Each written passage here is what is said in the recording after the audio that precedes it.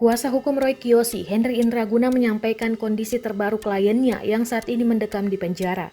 Roy Kiyoshi harus mendekam di penjara atas kasus dugaan kepemilikan dan penyalahgunaan psikotropika.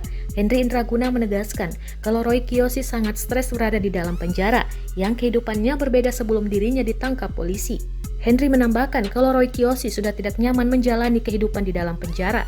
Ketidaknyamanan Roy Kiyoshi dikarenakan ia mengaku adalah orang yang berjiwa sosial yang senang bersosialisasi dengan banyak orang.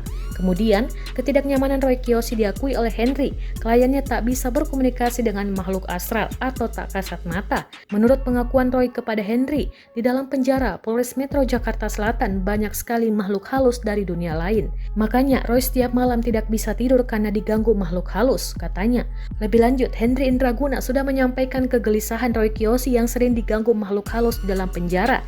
Hanya saja Henry menegaskan kalau penyidik tidak menanggapinya dengan baik dan menganggap hal itu hanya guyonan saja.